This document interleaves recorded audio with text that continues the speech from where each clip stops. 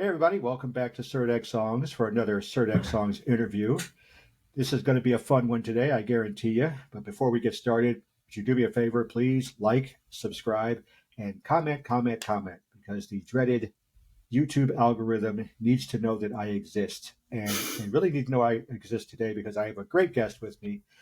He and his band, the the Fears from the Dead, I'm getting too old to remember these things, have a brand new record coming out. I have their bass player and vocalist. His name is Kev Feazey. He is coming to us from London, England. Kev, how are you doing today?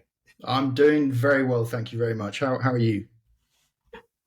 I have no major complaints. I appreciate you joining me.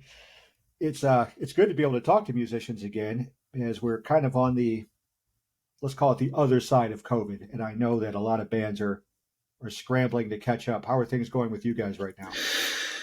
Wow, it's yeah. I mean, COVID was a whole thing for us. It was. I mean, yeah, that's yeah. So basically, for us, it was we'd put out the album, our last album, the Euphoric. We'd played quite a few gigs off the back of that, and then you kind of get into this rotation of album gigs, and we'd started thinking about what we're going to do next, and then COVID happened, and all of a sudden everything stopped. We had 3 festivals booked. One of them was the Prognosis Festival in the Netherlands, and that literally got cancelled like the week before we were due to go out there. It kind of came across Europe, and then as the governments were shutting down, so we were like, are we going? Are we not going? Or so we did a little warm up show in London, and then that was the last time as a band we actually saw each other in person for a year. Which is just Wow, crazy. Now, yeah, when exactly was that? So that was when exactly? It was I can't remember when it kicked in. It was either March 2020. Yeah, I think it was March 2020, either March or May 2020. Right. Yeah. So we just did a little warm up gig, and then that was it. We kind of said, see you next week, expecting to see each other in the Netherlands, on the ferry going over there, and then everything got shut down. So there was a lot of conversation about what we were going to do, how we were going to carry on working, what was the plan, Right. And one thing we came to, more than a few bands imploded. More than a few bands imploded, while this happened. So how determined were you guys to stay together? Well, we were very lucky that we didn't have anything financially kind of invested at that point. We had a few things. We were very lucky that the festivals we got lined up, all the flights and things like that, we were able to cancel and get refunds for because of the extraordinary circumstances. So at that point, a lot of the airlines and hotels, everybody was being super understanding. So yeah, we didn't really take a hit, but yeah, lots of our friends' bands. I mean, one of our good friends, Terry Edwards, who's playing saxophone and the brass on our album, he goes out with, he's in the past, he's gone out with like PJ Harvey and Nick Cave and people like this. And he was telling me, I spoke to him during the lockdown, and he said in one afternoon, he had 2 years worth of work cancelled, which is just, yeah, exactly. So I think that's a nightmare. Oh, totally. Yeah. So yeah, the same as lots of musicians did. We just kind of like, well, what are we doing? What's the plan here? We're all lucky enough that we have other income coming in from like day jobs and stuff, and we were all lucky enough to be able to keep those jobs. That they were relevant during the lockdown, so we were able to keep money coming in.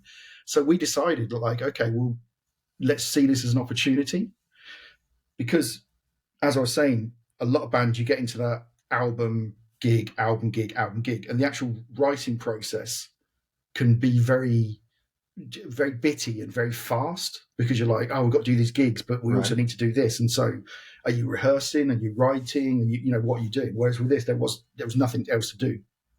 So we also as well, we were kind of all in different places, so even though three of us were in London, we might as well be on the moon to each other, because London's so big. That's fair. Our drummer lives completely outside of London. So we decided to take this opportunity to change up how we work. And we made sure that everybody had their own little, recording rig. Our drummer, Stuart, we managed to get him a MIDI drum kit so that he could still write. And then we just literally for almost a year and a half, we were file sharing. So, I had kind of like the mission control here, and, Matt, our guitarist Matt, and our guitarist Steve and Stuart would be sending ideas to each other. And then, it would all just it was a really interesting way of working, because Matt would send me something without context. And so I'd hear it and go, oh, okay, that sounds cool like this. So I can change it to this, or I can muck around with it, or, mess around with it, whatever. So, which is something we've always done anyway. We've always kind of worked like that. So it was a really interesting process. And out of that, we built this new batch of songs. And it's the first time we've had the ability to have the songs and then actually step back and listen to them. Because a lot of time, unless you've got the ability to like record demos, which, because of that speed of like things, you tend to not do too much.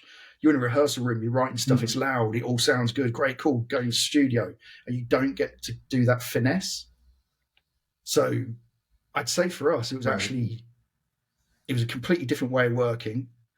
And it was the first time that we'd really managed to actually sit down and sort of like hear ourselves, So I guess, in a way it was, to take a positive out of it, out of so many negatives, it kind of, it made us think a lot more about, what we want to do musically and be a bit more experimental, really. Makes sense. And this, folks, is why I love talking to musicians, because they wind up answering my questions before I even ask them. But you got slightly ahead of me. I think you're at question 4 now, somewhere like that. It's okay. Yeah. We can rewind a little bit. Sure. But this is what I love. This is what I love about just letting people talk. I listen to the band's music and I look at what journalists and critics say, and everybody wants to put you in a box. You're rock, or you're prog, or you're indie, or you're this, or you're that. And I listen to you, and I hate genre labels, so I say, okay, they're all of that, and they're none of that. But my question becomes to you: how do you define the band's music? Matt calls us genre fluid, which I quite like. Okay. So it's really that's very good. Yeah, I like it. I mean, at the end of the day, we're a rock band. We're 2 guitars, bass, drums. That's the absolute basis of everything that we do. But in terms of music, I mean, when we mostly grew up in the 90s, and when I think you could listen to radio, it was just starting to become much more niche. You'd get like the particular radio stations playing particular styles, or the walls were closing in on the genres, as it were. But at that point, there was real. You could have Radiohead. We'd listen to Radiohead. We'd listen to Helmet. We'd listen to King Crimson. We'd listen to Mahavishnu. We'd listen to like De La Soul. We'd listen to D'Angelo. We'd listen to it didn't matter. We were just music fans, right? And something that really stuck with me. My background is as a recording engineer, and I was in a recording session with a guy. A very famous Russian artist called Boris Grishebnikov. He's one of these guys like, huge over there, but would have never heard of him, But anyway, I was in a recording session with him in North London, and we were just chatting. And at that time I was in a couple of bands.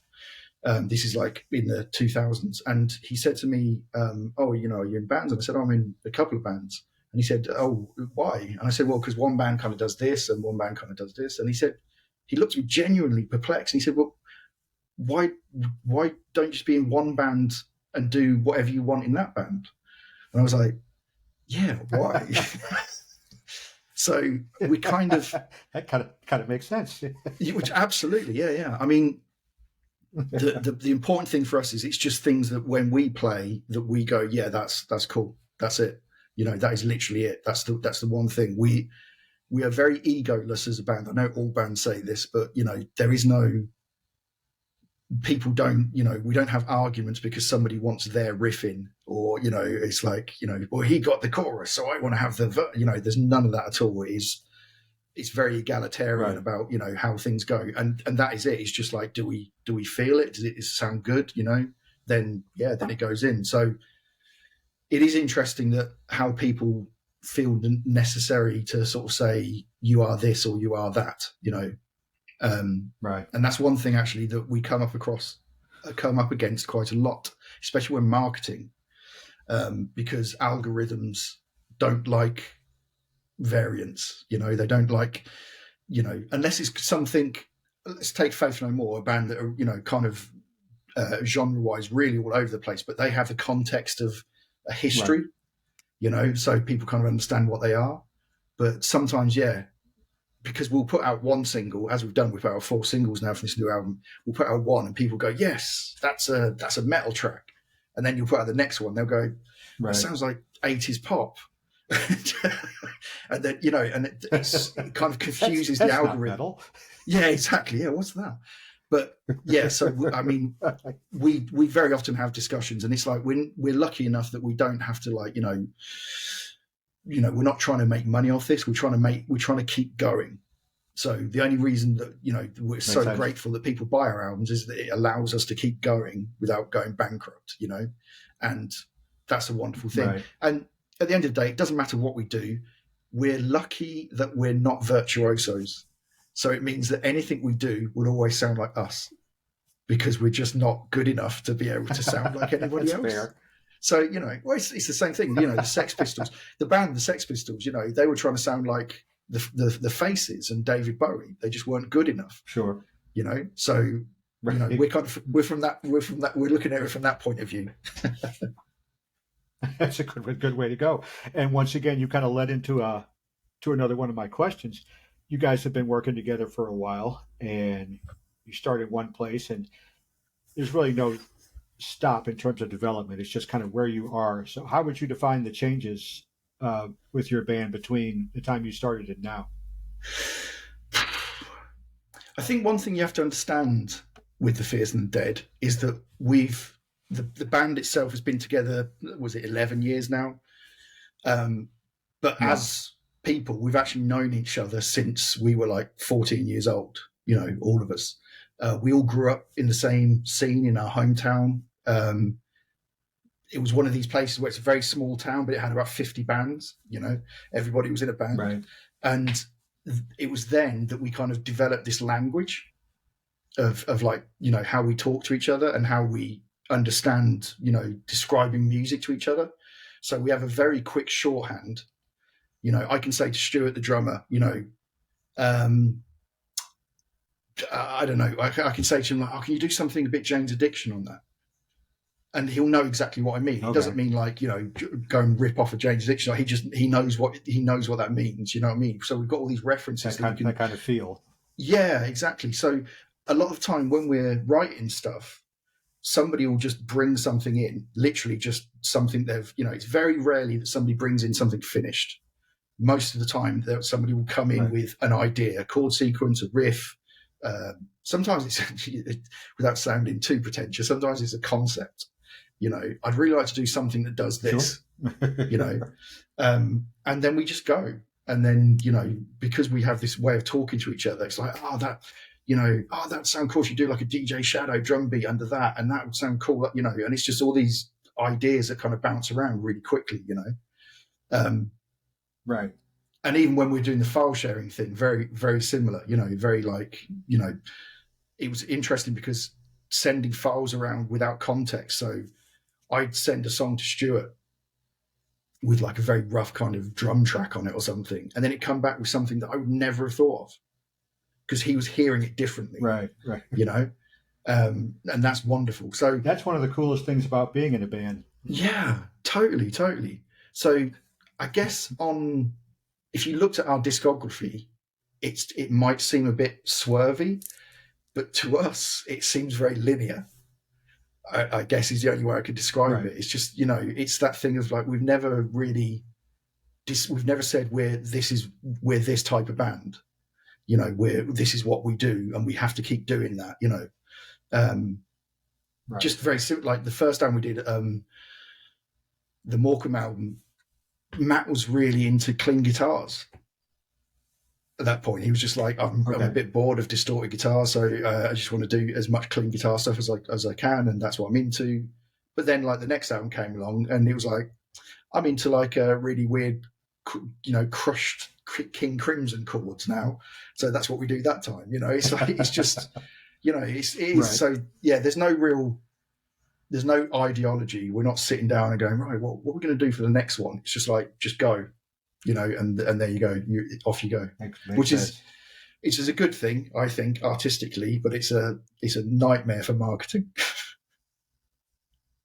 Well, I like that way of going about it, and I'm a King Crimson fanatic, and Adrian Belew is my hero. So I could see myself in a group with you, and I would come in with a riff, and I could kind of say, "Well, play some clouds here. I need fluffy clouds." That 100%, exactly. Oh, okay, well, you know, great. So when I'm ready to audition, I'll let you guys know, because we'll have the same kind of shorthand. I got to do something with all these guitars in my living room. Tell us, shamelessly plug yourself. Tell us about the new record. I like the sound of it, but tell us about it from your point of view. It's we're super proud of it, and I think it's the thing that we've had the most control over in a recording, and whether that's because you know, on other recordings we haven't had enough time to kind of fully realize what we wanted to do, or you know, we just weren't quite there with some of the ideas, or you know, but this and it was literally because of the pandemic that, you know, we had this opportunity to actually, you know, stop and hear everything and go, okay, that's not quite right, we'll change that, you know, to really think about the sounds. One thing that we're very keen on is there's a lot of rock music these days is quite homogenous. It's very, you know, there's like a drum sound, a guitar sound that are kind of, you know, quite prolific. And it's not that we're like willfully steering away from that kind of thing. It's just that we just find it quite dull and boring. And so we tend to sort of, you know, I think this is the first album where we really kind of paid attention to, you know, the sort of guitar sounds we want. You know, we spent a lot of time on the drum sounds, and just trying to make things that we hadn't heard before, or, you know, combinations that we thought were interesting. So yeah, it was, for us, we're really super proud of it for those reasons. I mean, the one thing that everybody's always going to ask us on this one is why vocals now? And kind of surprised me. Yeah. Well, exactly. I mean, again, it's me and Matt have been in a few interviews where obviously we're asked about this kind of stuff, and again, you have to understand that there is no ideology in what we do. It's just it was as simple as somebody brought a track in, and I think Matt or somebody went, would you reckon some vocals? And we went, yeah, right. It was as simple as that. You know, we were never an instrumental band. We were just a band that just didn't have vocals, if that makes sense. You know, it was never a thing of like, we can't put sense.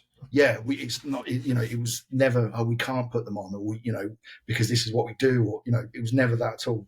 And this is just another thing to try. And it's just really nice to keep moving artistically and trying different things and keep shaking things up. And okay, so now we've got vocals, and that means we, you know, that changes the music like this or this or that, you know. so yeah, we see it as quite a linear kind of move, but we'll wait until the albums. I mean, the singles have gone down really well, and we couldn't be more pleased. But we're really excited for people to hear it in the context of the album, because it just it just kind of tells a story that we're really proud of. Oh, it definitely works. Yeah, it absolutely works. So the album's out July 28th, by the way, boys and girls. So make sure you mark Absolutely. your calendars for that. And I was kind of thinking to myself, a band that just hasn't done vocals yet. And I was thinking to myself, if someone asked me, why vocals now, well, we finally had something to say, audible. Before that, we didn't have anything, Well, yeah, audible to say. Everything else we could say musically. yeah, So there is an I'm element sure of that that. might have come into play. Yeah. So you're the bassist, and I'm glad I'm actually talking to you, because the first thing I thought was, "Ooh, that tone! I like that. I like Oh, that bass thanks. tone." And I don't like to ask the guitar magazine or bass magazine questions. Tell us about your setup. But for laymen, where does your for the sake of the layman out there, how do you get your sound together? What influenced it? What drives you forward? So yeah, so again, it's interesting because I'm always trying to do something that I haven't really heard before. I mean, we've all heard, various bass guitars and, distorted basses and things like that. But I'm really interested in, I mean, my kind of like, the people I listen to are people who did something interesting with the instrument. So I Mm-hmm. love James Jameson. I love Mike Watt Oh from the yeah. Minutemen. I love Okay. Tina Weymouth. You know, Talking Heads. Sure. these people. Yeah, yeah. So I quite like when bass lines are quite simple, and also like sound wise. Um, I mean, for example, like I use what are called round wound, flat wound strings. So they're more like the old Mm-hmm. kind of style of string. So you get less sustain but more kind of thump. So and Right. I just like the idea of coupling that with these kind of like distortions and fuzzy kind of sounds, and you know, creating this kind of thing. you know, um, I'm not really fussed about where it sits in the mix, because again, with us, we tend to, again, without ego, everybody's working, everybody's pulling in the same direction, so we all keep out of each other's way.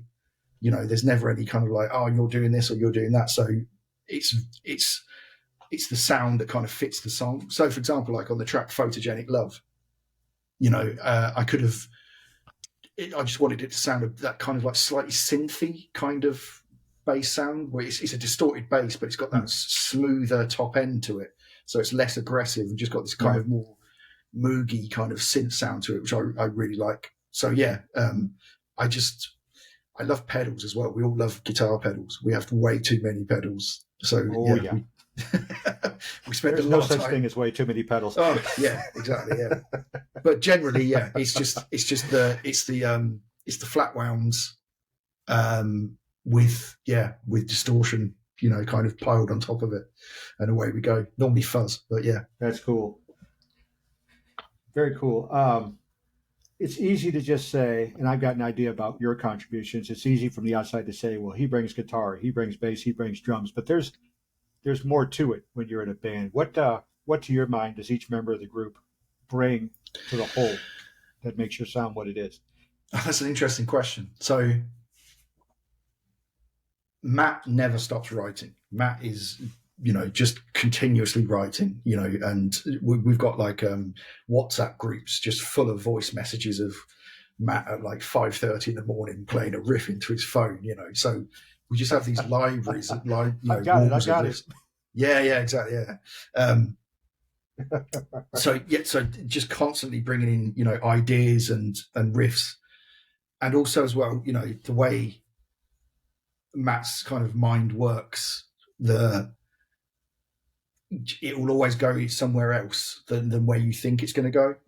He's quite a big fan Right. of, he's to equal measures, really beautiful melodies and full on dissonance, and he's really good at marrying those two things together in the same song, of being able to switch between these two modes, as it were. So I guess, like I say, it's hard to sort of quantify each member, but Steve is amazing.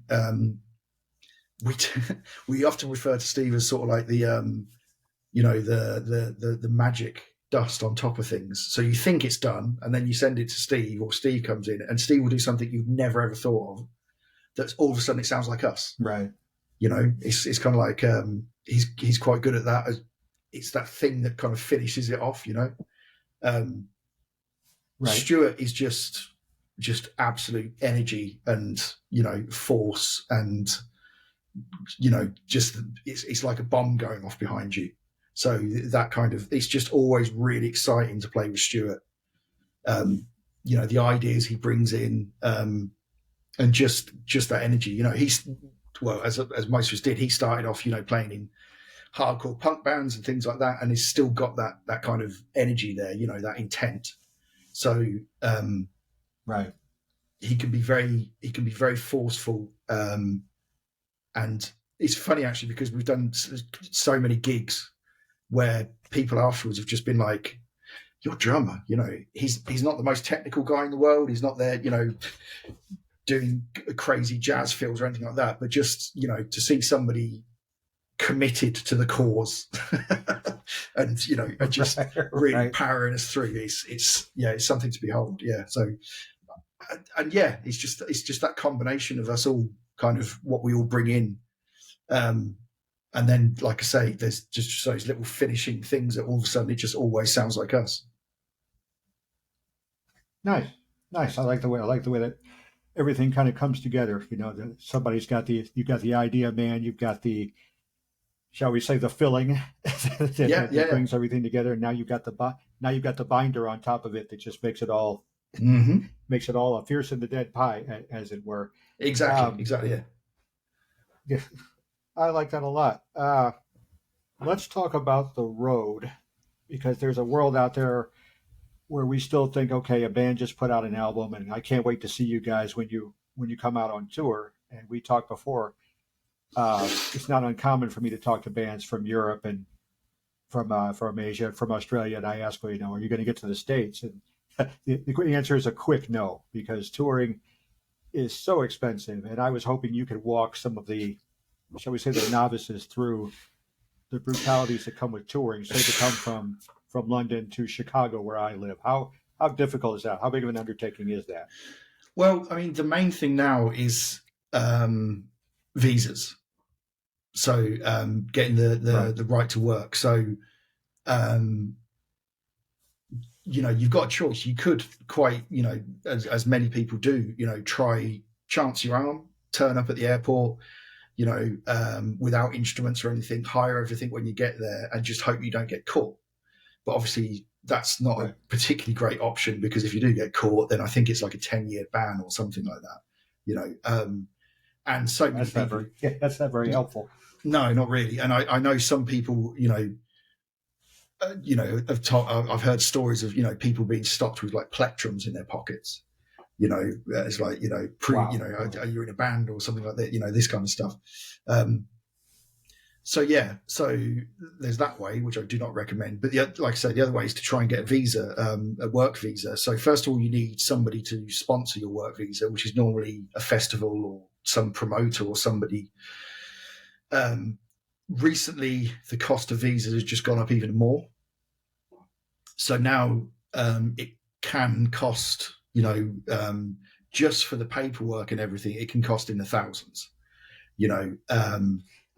So yeah, exactly. Yeah. So unless you've got, a decent sized tour or, a festival that's willing to cover those costs for you, or a couple of festivals or something like that, it's just way too risky now. And, trying to sell merchandise and all, it's just an absolute nightmare to try and get over there. I mean, it's a real shame, because I think there's a lot of American bands as well that's, kind of skipping out on the UK now as well, because obviously we've left Europe.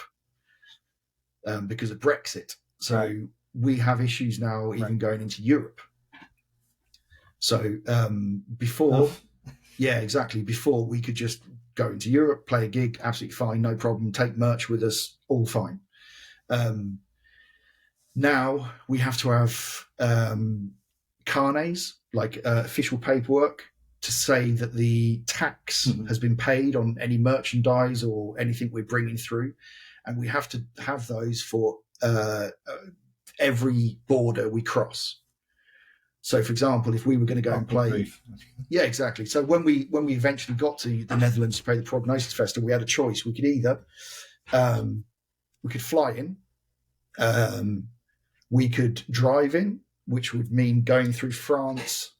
I think it was a bit of Germany and then the Netherlands.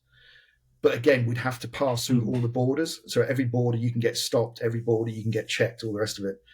So in the end, we went for a ferry, which is basically just drive on. We could take our kit with us and then just get on the other side. The kit, you don't need a carnet if the kit is stuff you're carrying. So if it's stuff you can physically carry through a do not declare, then they say, okay, that's fine that in Europe. But if you want to bring like a drum kit in, then you need carnets, all of that. So unfortunately, when we played in Italy and we played in the Netherlands last year, and both of those we had no merchandise at all because it would just be too costly to try and get it in there. And we know some bands who've had tours lined up in Europe, and what they do is they get it manufactured in Europe and then they pick it up there. Same in America, people do that kind of stuff quite a lot.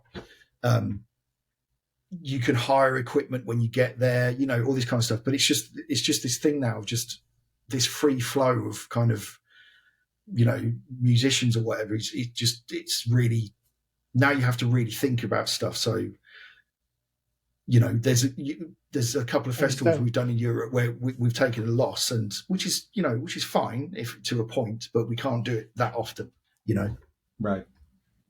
Makes sense. And it's, people say, well, why don't you just, hire your instruments and what have you? And I'm a rookie. I'm a novice guitar player, and I have more instruments than I deserve to have. But I have one Fender Stratocaster. That's mine. There's a connection between the musician and his instrument. You can't just pick up stuff and put on a proper gig, I would think. Well, I mean, some people do. I mean, we played in Italy with Hawkwind, and that's exactly what they did. They literally just brought guitar pedals. And everything else, the guitars and everything were all hired in for them, and they were fine with that. So yeah, I mean that is a way, but again, you're adding in so many elements that can go wrong, and I would rather,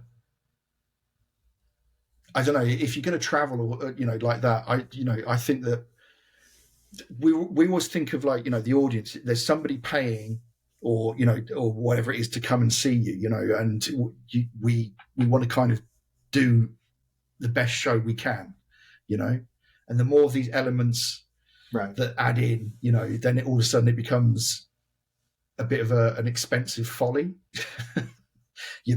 because we're not a big enough band to be able to to command big advances or anything like that. So a lot of the time, you're paying for stuff out of pocket and hoping you make it back on the other end, it's very tough at the minute. I mean, we're desperate to get back to America. We're desperate to get back into Europe. We would absolutely love to play as many places as we humanly can, but we have to be very careful about it. That's understandable. It's completely understandable. And people don't buy albums the way they used to. They don't buy CDs. They don't buy LPs anymore. So that's another expense you have to consider. That's why I don't really complain about most ticket prices or paying $40 for a t-shirt, because that expense has to be made up somewhere. Well, I mean, most of these big shows now, like Taylor Swift and these big arena shows and things like that. I mean, basically, and I don't mean this in a disrespectful way, but they're basically they're kind of like Broadway musicals now. They're the same kind of production values, because they're to be able to command those kind of ticket prices or those kind of like advances and things like that, you have to put on one hell of a show, you know. So you kind of, the bigger the show, the bigger you can pull in, you know. So the whole sort of like jeans and t-shirts and guitar, bass, and drums, and off we go. It's kind of like those kind of club size shows are really difficult. I mean, even in England, we're struggling now because for a band our size, we can sell out a certain size venue, and there used to be a stepping stone of mid-sized venues between there's small venues, mid-sized venues, and then like the larger venues, and those mid-sized venues are all dying out, because people just, stopped using them, or, people weren't getting the investment from like, the governments and things like this, the subsidies and all that, this kind of stuff. So they just weren't looked after. And it's that thing of like, use it or lose it. And so now for a band like us, there's a much bigger jump to get to the next level of gigs, and for us, we would rather play smaller shows and sell them out than play bigger shows and have them half full, So we'll Makes sense. wait. We'll wait until we know we can. Yeah, well, it's just good for everybody. You know what I mean? We'd rather do less shows and slowly work up to bigger venues, because I think for a band like us, that's kind of the way forward. And in fact, actually, there's been a lot of bands kind of in our kind of scene, and that's kind of what they do. You see people doing less shows, that thing of like, trying to do like 20 dates. There's not many bands that can do that, at any level anymore,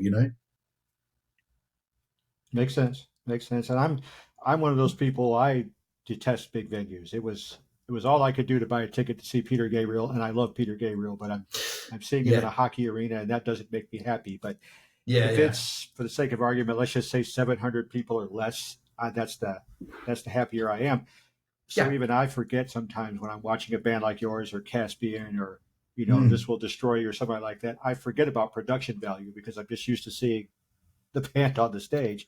Yeah, because it's really I'll direct. go to a theater show and I'll see all this stuff. Yeah. I like direct, but at the same time, I'll go to a bigger show, like when I went and saw Pussifer at the Chicago Theater last year. And now we've got multi-level stages and this. What is all this stuff? Oh, that's what they do. Exactly. Big shows. So exactly. I ultimately do you even see the Fierce and the Dead as the kind of band that would have that kind of production value behind them, or are you better off as a, shall we say, up close band? We struggle with that kind of stuff. I mean, we like having big stages because we can run around more, and we tend to not bump into each other as much. So that's on a practical level that works. But right. We quite like. I mean, we like the visual element. We've had a few shows where we've been lucky enough to work with some really cool visual artists and have like projections and things like that, and that's really cool. That's always good.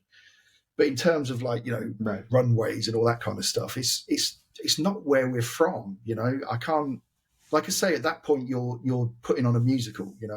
And I mean that with all respect, because that some of these shows are absolutely amazing. I mean, like Matt said. He went to see Rush, like one of their farewell tours, and he said it was just insane. Yeah, exactly. The constant set changes and guitar changes and whatnot. Exactly. That was and all going backwards, to the very beginning. That was really cool. Yeah, but exactly. When you talk about runways, and the first band that popped into my head was Muse.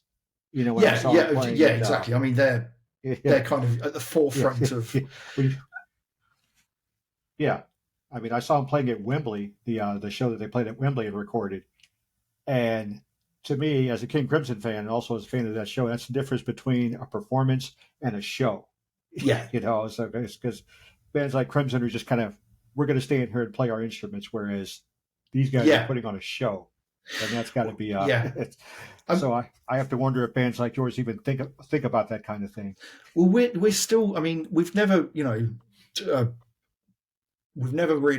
we've played some very big shows, but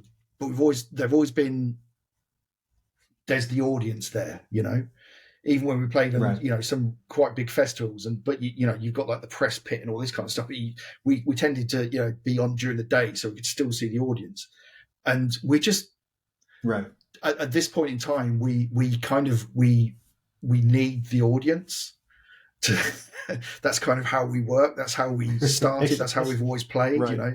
And we've always seen Right. our gigs as being a communal event. I remember, you know, somebody saying, you know, it's that amazing thing that, you know, everybody in that room is having the same experience, roughly. You know, we're all experiencing the same Right. thing. You know, this music, this thing, this, you know, this kind of like, it's a very bonding experience.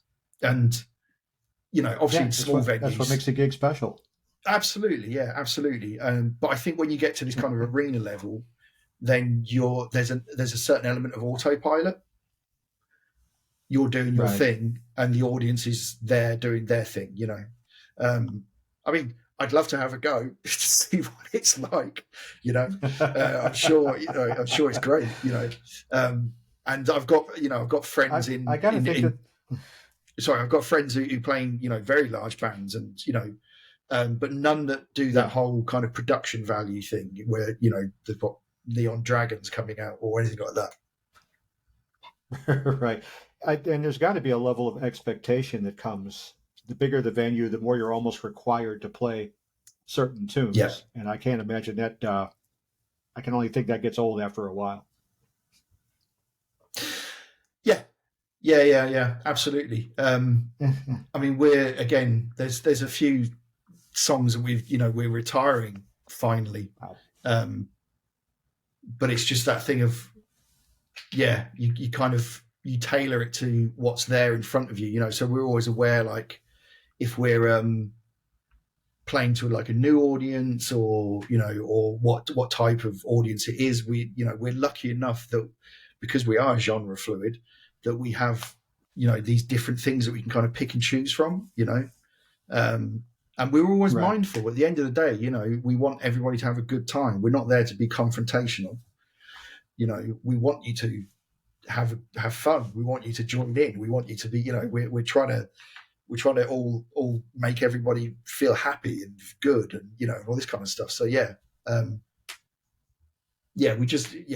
always have the audience in mind. It's all about the nice. It's all about the connection. That's the other reason I like smaller venues. I have to be able to connect with the band, and I can't do that from the top level of a stadium. Yeah, exactly that. Yeah.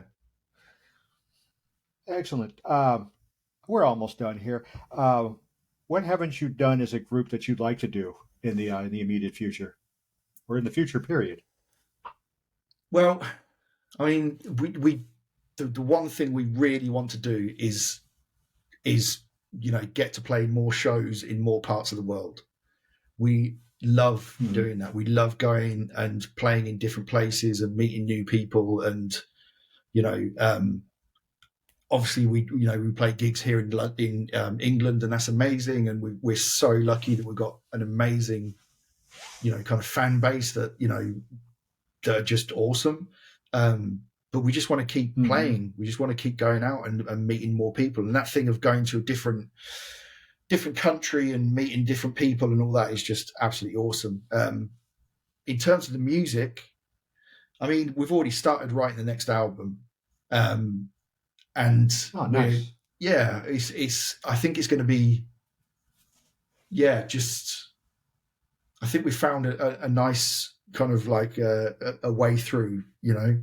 So I don't really know what to expect, because I don't know how it's all going to turn out, but we just want to keep doing things that we like and things that we enjoy doing. And I think we want to do more collaborations as well, because, you know, we on a few of our albums, we've been lucky enough to work with a few different people, and that's always been super fun. And I think especially now, you know, now that we've kind of like taken the lid off, you know, the possibility of having vocals, that would be fun to try and work with a few different vocalists and things like that. So that's something that, I don't know, something that maybe, but we just really love working with different people and going different places. Excellent. All right. Well, I am going to allow you to going to allow you. I would appreciate if you would shamelessly plug yourself. Where should we find your music? What's going on in the near future? I'm going to get out of the way. The floor is yours. Well, the main place, and I've got to check the link just to make sure I'm giving you the right one. Is our place in the world, which is the Bandcamp page, because we all love Bandcamp. So that's Fierce and the Dead. Just making sure I'm giving you the right address now. That is yes, fierce and the dead.bandcamp.com. So you can find us there. If you just put into Facebook Fierce and the Dead, just put it into Google, put the Fierce and the Dead into Google, and we'll turn up somewhere. But yeah, come find us. And I'll put a link for the band in the intro too, to make sure they can find you. Brilliant. That sounds awesome. Excellent. And shows coming up in England, and hopefully we'll see what happens from there. A live stream wouldn't be the worst thing. Nudge, nudge. That's something we're looking into, definitely. Excellent. Well, Kev Feazey, I can't thank you enough for taking the time to talk to us. I know you're busy, and we're going to let you get back to it. have at it. Have a good time. Thanks for taking the time to talk to us. You know where to find us. And for everybody else out there, please be sure to comment, like, subscribe, all that good stuff. Kev, thanks a lot. And I hope you have much success with the forthcoming album. Awesome. Thanks so much.